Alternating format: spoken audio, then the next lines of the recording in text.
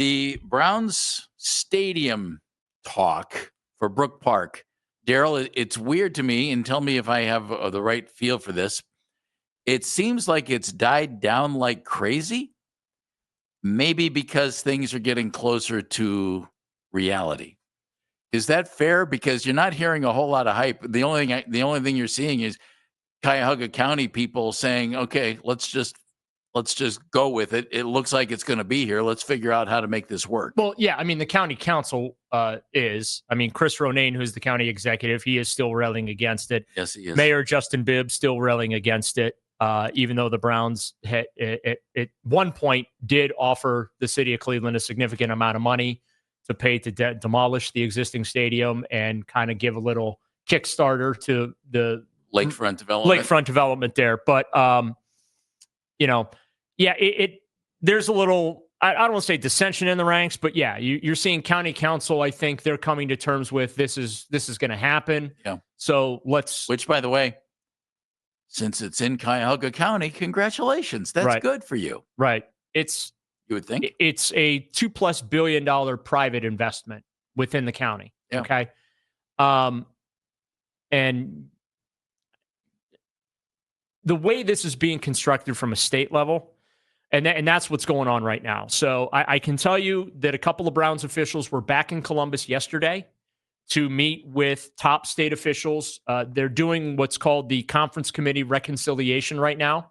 So there are basically three budgets. There's the governor's version, there's the House version, there's the Senate version.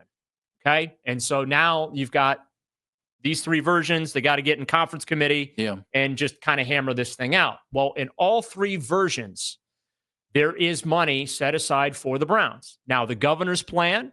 Is there money set aside for the Bengals? Just out of curiosity? I'm going to get into that. Okay. I don't mean to go deep in the weeds, but we're going to go deep in the weeds here for a moment. There's three competing plans, and this is the part that has to get hammered out in this conference committee.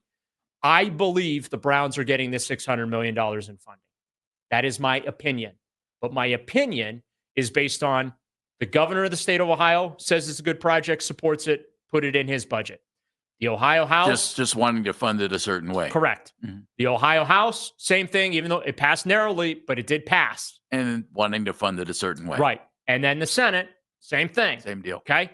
So the governor, what he originally wanted to do was double the taxes on the gambling company. Yeah, the companies. Not the gamblers. Not the gamblers, the that companies. That was the misnomer that was out there. People thought, hey, I'm betting, so you're taking my winnings away from me to pay for the Browns project. No, it's the tax on the gaming company's revenue that he wanted to double. And then that extra 20%, he wanted to create a stadium construction fund statewide so that the Browns could be taken care of. And then all fine arts as well, part of that. Yeah, everything can be taken. Bengals could get taken care of. Reds, all the pro teams could get, and even the minor league teams could get taken care of.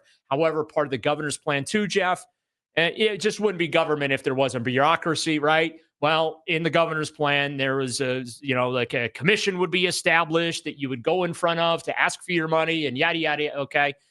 So the House plan, they were just like, we're just going to bond $600 million for the Browns. That's how we're going to do it.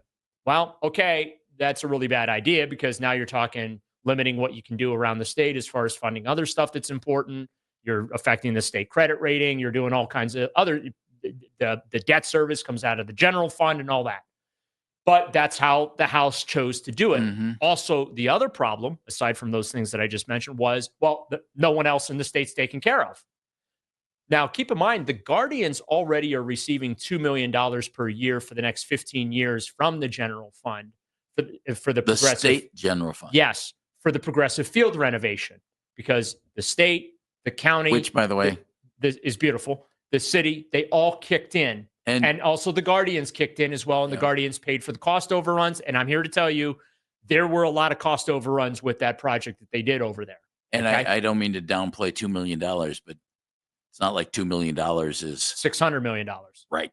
Okay. An outrageous amount to maintain anything. Don't trust me. When it comes to a building like that. There are people over at 2401 Ontario that their eyes opened when they saw the ask and the. I would bet. Yeah. So then the Senate said, bonding, bad idea. Not going to do that. Not going to do the gambling tax thing with the governor. We like the idea of creating a stadium construction fund. But, well, we have all this money that's collecting dust in this unclaimed property funds. fund. It's almost $5 billion. What if we take the oldest of that money that's in that fund, which is around $1.7 billion, and we go through what's called an escheatment process, and that is where it becomes state property because it's unclaimed after a certain time. And I believe it's a decade. And keep in mind, that money was unclaimed for years before it even was turned into the state of Ohio as well.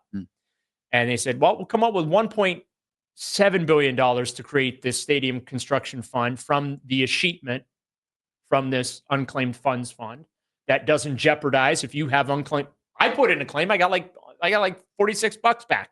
Nice job. Yeah.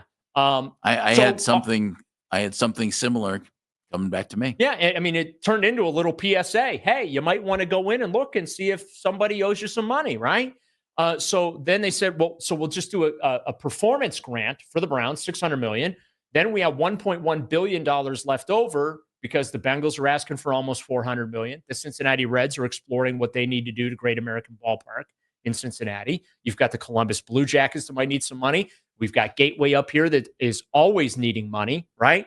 So that solves the issue, a statewide issue. So everyone has an opportunity to get some funding there.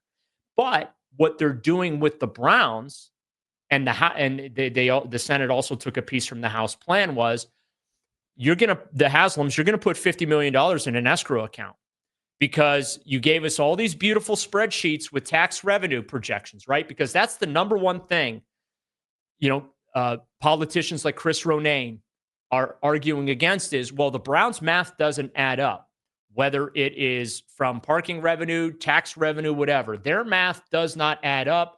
They are lying through their teeth about what type of tax revenue this complex is going to generate, okay? So the state of Ohio is saying in these plans, well, you're going to put $50 million in an escrow account.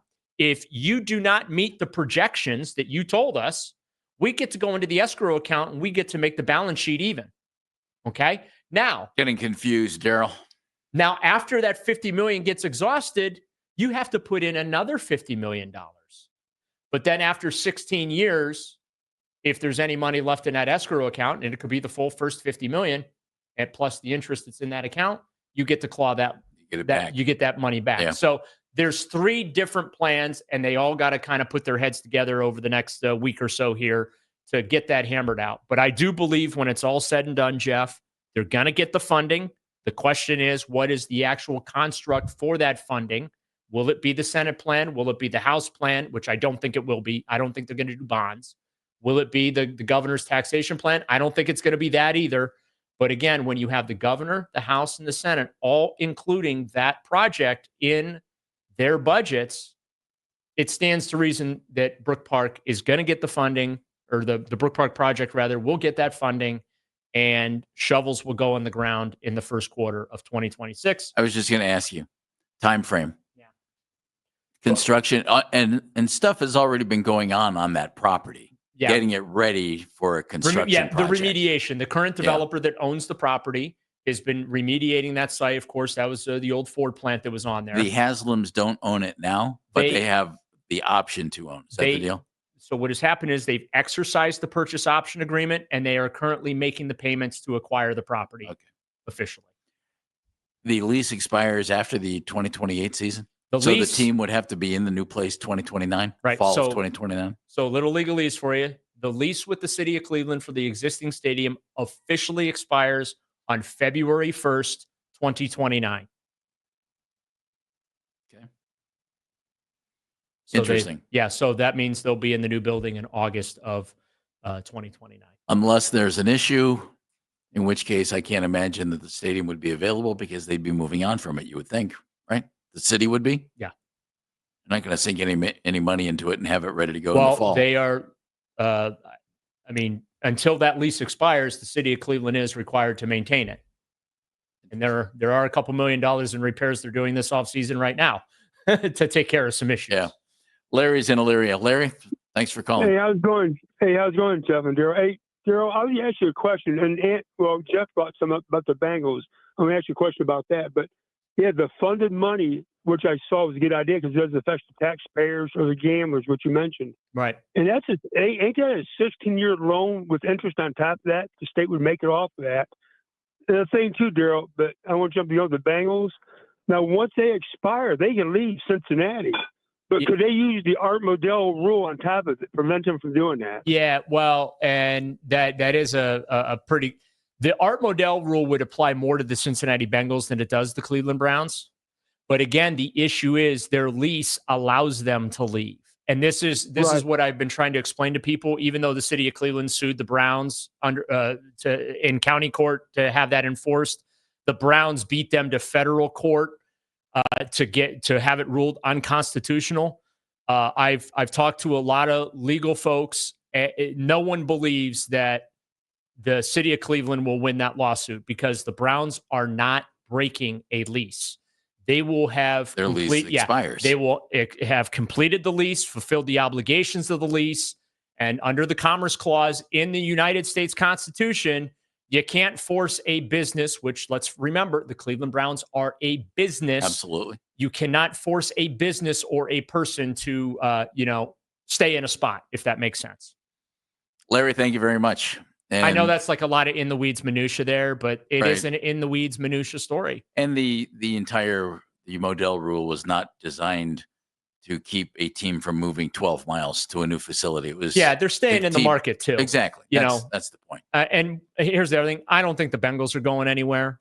I think that's just a little to get. Here's the problem for them, because I did talk to folks in Columbus about the Bengals situation, because Larry asks a very relevant question. And this is why what they're doing in Columbus is so important. This isn't just about the Browns, Jeff. And that's why they're just bonding the Browns $600 million, and that's that.